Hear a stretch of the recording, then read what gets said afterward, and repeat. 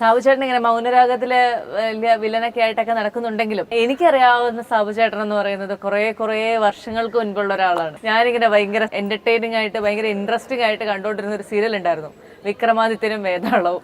അതിനകത്ത് വിക്രമാദിത്യനാണ് ഈ ഇരിക്കുന്നത്. ഇങ്ങനെ ഭാരം ചുമന്ന് വിഷമിച്ചിരുന്ന ഒരു ചേട്ടൻ അല്ലേ? വിഷമിച്ചു എന്നൊന്നും ഞാൻ പറയുന്നില്ല. കാരണം ആ സമയത്ത് അത്യാവശ്യം ബോഡി ബിൽഡിങ്ങും കാര്യങ്ങളുമായിട്ടൊക്കെ നടന്ന സമയത്ത് ഇപ്പൊ കുറവാണ്. കാരണം ഈ പറഞ്ഞ വർക്കിന്റെ ഒക്കെ ഒരു തിരക്ക് കാരണം വല്ലപ്പോഴൊക്കെ പോകും. കണ്ടല്ലോ വയറൊക്കെ ചാടി ഒന്ന് സെറ്റ് ആക്കണം. പിന്നെ ഇപ്പൊ ചെയ്യുന്ന ക്യാരക്ടർ ഒരു അച്ഛൻ ക്യാരക്ടർ ആയതുകൊണ്ട് പ്രായമുള്ള ഒരു മകളൊക്കെ ഉണ്ടല്ലോ, അങ്ങനെ തിരക്കുമായിട്ടൊക്കെ നിൽക്കുന്ന ഒരു അച്ഛൻ ക്യാരക്ടർ ആയതുകൊണ്ട് നമ്മള് നോക്കുന്നില്ലെന്ന് ന്യായം പറയും. അല്ല, ഈ വിക്രമാദിത്യനായിരുന്ന സമയത്ത് ഇങ്ങനെ ആ ഒരു സമയത്ത് അങ്ങനത്തെ ഒരു സീരിയൽ ഒരു പുതുമയായിരുന്നല്ലോ. തീർച്ചയായിട്ടും എനിക്കൊക്കെ ഞാൻ അങ്ങനെ ഒരു ഭയങ്കര സീരിയൽ പ്രേക്ഷകയൊന്നും അല്ലായിരുന്നു. പക്ഷെ ഈ സീരിയലിന്റെ പ്രത്യേകത കൊണ്ട് കണ്ടോണ്ടിരുന്ന ആളാണ്. ഇങ്ങനെ ഈ ആളെ ഇങ്ങനെ ഒരാളെ നമ്മളിങ്ങനെ മുഴുവൻ സമയം തൂക്കിക്കൊണ്ട് നടക്കണ്ടേ? അതിന്റെ ഇതെന്ന് പറയുന്നത് തുടക്ക സമയത്ത് ഞാൻ ഭയങ്കര ഫാനായിരുന്നു. അതിന് തൊട്ട് മുമ്പ് കടമറ്റത്ത് കത്തനായിരുന്നു നമ്മുടെ serial. T S Saji sir, Saji സാറും പുള്ളിയുടെ elder brother T S Suresh Babu സാറും കൂടെ ചേർന്നാണ് ആ സീരിയൽ ചെയ്തുകൊണ്ടിരുന്നത്. അപ്പോൾ ആ സമയത്ത് ഞാൻ എൻ്റെ കല്യാണമൊക്കെ കഴിഞ്ഞ് ട്രിവാൻഡ്രത്തേക്ക് വന്നു.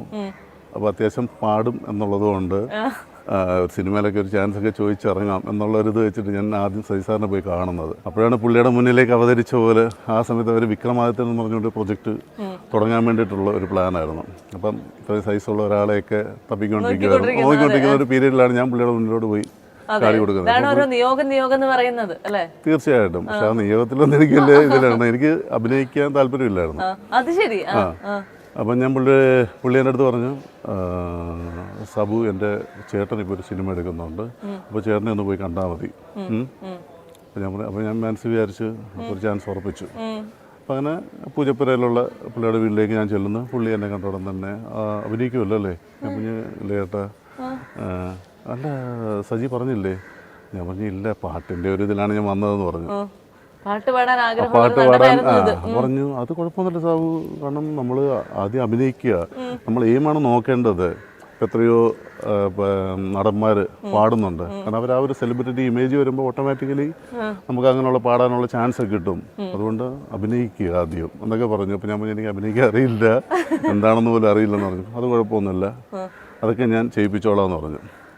അങ്ങനെയാണ് നമ്മുടെ വിക്രമാദിത്യത്തിലെ വേതാളമായിട്ട് അഭിനയിച്ച സന്തോഷിനെ എൻ്റെ ഒരു ട്രെയിനറായിട്ട് ഒരു കോച്ചായിട്ടൊക്കെ നിർത്തി ക്യാമറയുടെ കാര്യങ്ങളും മറ്റുള്ള എല്ലാ സംഭവങ്ങളൊക്കെ പഠിപ്പിച്ച് ഇറക്കുന്നത്. ആദ്യമൊക്കെ ഞാൻ ഭയങ്കര പ്രശ്നമായിരുന്നു.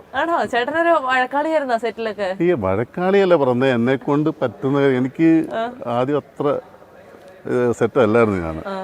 പിന്നെ സെറ്റിലെല്ലാവരും എന്നോട് ഭയങ്കര വളരെ ഫ്രീ ആയിട്ട് ഇടപെട്ട് അങ്ങനെ ചെയ്തൊരു സംഭവമാണ്. പിന്നെ അതിനകത്ത് കൂടുതൽ മസിൽ കൊടുത്തതാണല്ലോ വിക്രമാദിത്യത്തെ നേരെ വന്ന് നിൽക്കുക, പറയുക. അത്ര ഇളകി ചെയ്യേണ്ട ഒരു ക്യാരക്ടർ അല്ലാത്തതുകൊണ്ട് വലിയ കുഴപ്പമില്ലാതെ പോയി.